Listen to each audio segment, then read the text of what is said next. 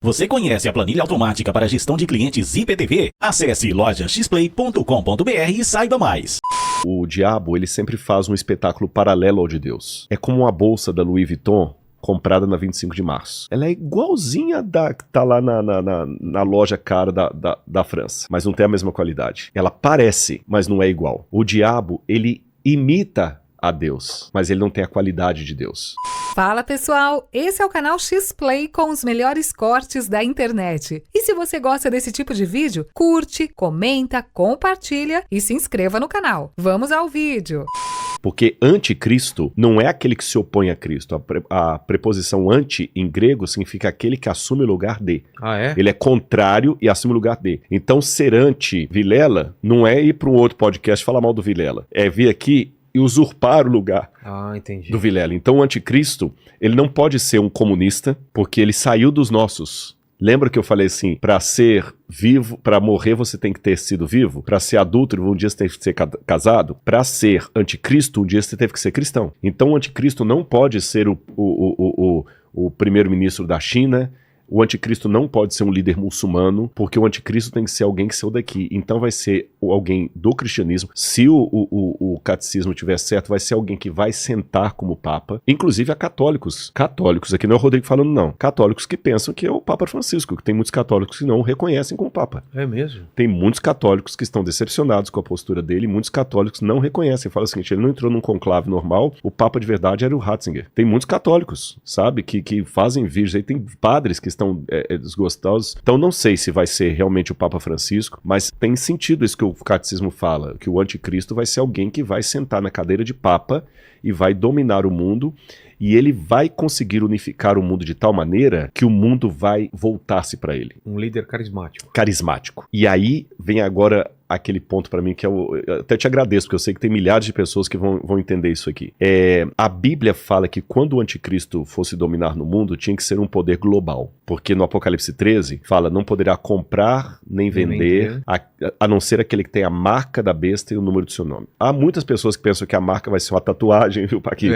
Mas fique tranquilo que não vai ser uma tatuagem, na minha opinião. Há muitas pessoas que pensam que a marca da besta vai ser o código de barra, que vai implantar na pele, o chip, quando a Motorola começou a falar de chip, pra mim a marca da besta é um sinal espiritual. Eu tô colocando a minha opinião, você pode ouvir outros aqui que tem uma opinião diferente. A minha é que a marca da besta é um sinal espiritual e de fidelidade a Deus. E eu vou explicar qual é essa fidelidade. Depois eu quero voltar pra mulher lá montada no dragão, lá, o que vem depois. Mas aquela mulher montada no dragão que ela vai continuar perseguindo o povo de Deus até onde e ela vai amadurecer até virar o anticristo nos últimos tempos. Ah, é isso então? Exatamente, eu não deixei claro. É que o anticristo, na verdade, é a culminação de um movimento que já começou desde os tempos apostólicos. Exato. Nos tempos apostólicos, através de pessoas que estavam ensinando heresias, depois, a partir do período bizantino, esses hereges se juntam com Roma, colocam o cristianismo organizado, perseguindo, e ele vai culminar no anticristo, no final. Que ele vai conseguir, com esse poder cristão, unificar o mundo. O anticristo é um cristão. O anticristo não é um ateu, o anticristo não é um muçulmano, porque o anticristo é um ser apóstata. E como eu falei, falar que o anticristo é um ateu é a mesma coisa de falar que o adúltero é solteiro. É a mesma coisa de falar que o órfão cometeu patricídio. Não tem como. Você tá entendendo? E aí o que acontece? Pelo que Apocalipse dá a entender, o diabo, ele sempre faz um espetáculo paralelo ao de Deus. É como uma bolsa da Louis Vuitton comprada na 25 de março. Ela é igualzinha da que tá lá na loja cara da França, mas não tem a mesma qualidade. Ela parece, mas não é igual. O diabo, ele imita a Deus, mas ele não tem a qualidade de Deus. E o Apocalipse mostra, tudo que Deus faz, o diabo faz. Por exemplo, a imagem do Apocalipse de Cristo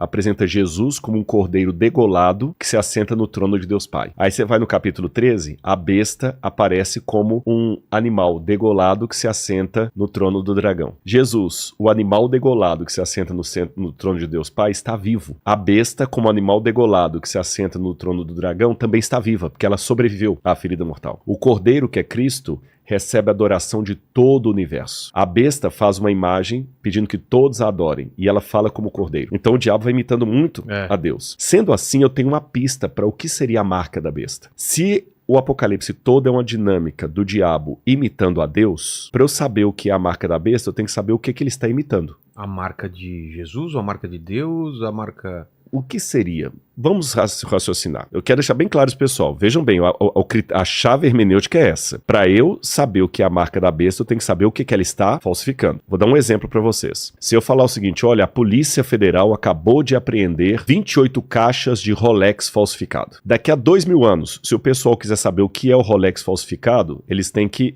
voltar hoje e saber o que é o Rolex. Rolex falsificado não é uísque. Rolex falsificado não é caneta. Rolex falsificado não é celular. Qual a única coisa que pode ser um Rolex falsificado? Um relógio. Um relógio.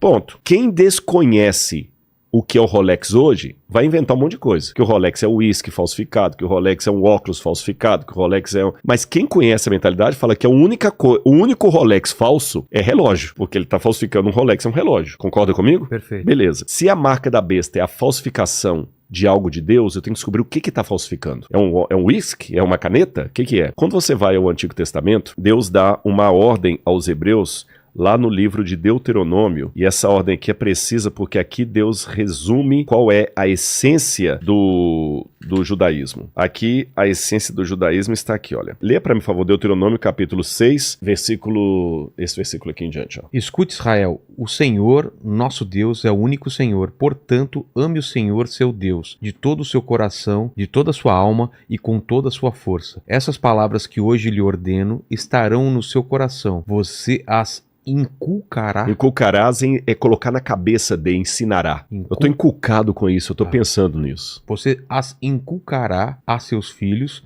e delas falará quando estiver sentado em sua casa, andando pelo caminho, ao deitar-se e ao levantar-se. Também deve amarrá-las como sinal na sua mão. E que mais? Continua. E elas lhe serão por frontal entre os olhos. Frontal entre os olhos é onde? Na testa. Na testa. E você as escreverá nos umbrais das suas da portas. sua casa e das suas portas. Olha que interessante. Quando você foi a Jerusalém, você viu alguns judeus com uma caixinha preta aqui, amarrada aqui, eu não entendi. Né? Aquilo ali é o tefilim. O tefilim é justamente o cumprimento do que está aqui em Deuteronômio. Ele pega o resumo da lei, que é o Shema Israel, Adonai Eloheinu Adonai Echad, que é o resumo da lei, e ele coloca na testa e na mão. E enrola... Enrola e vai orando. E o anticristo coloca também um sinal onde? Na testa, só que na mão direita.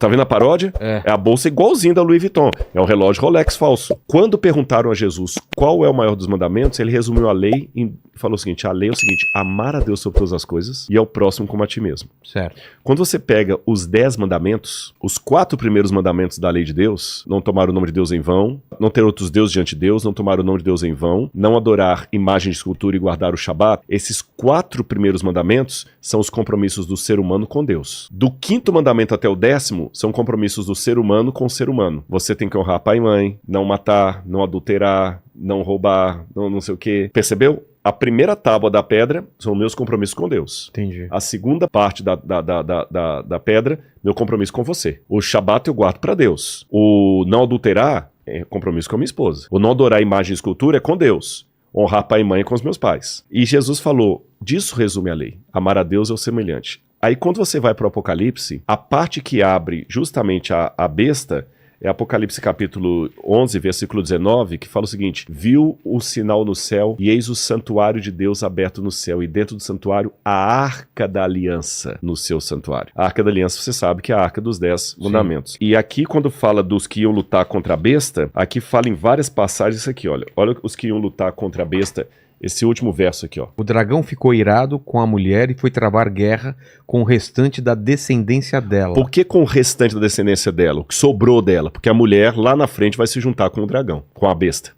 Então o que sobrou dela, porque ela mesma virou a casaca. É o que sobrou do cristianismo. O dragão vai travar guerra com o que sobrou do cristianismo. E qual a característica do grupo que sobrou do cristianismo? Ou seja, os que guardam os mandamentos de Deus e tem o testemunho de Jesus. Ou seja, o testemunho de Jesus, eles creem em Jesus e guardam os mandamentos de Deus. Então, quando o anticristo começar... E esse mesmo versículo ele é repetido mais 2 vezes aí no capítulo 14 e no capítulo 13. Ou seja, quando o anticristo começar, ele vai unificar o mundo e ele vai criar dispositivos legais que vão contrariar a lei de Deus. E a grande berlinda é: eu sigo agora o establishment do mundo que vai unificar o mundo ou eu vou ser fiel à minha consciência? Tá certo? É isso que nos aguarda.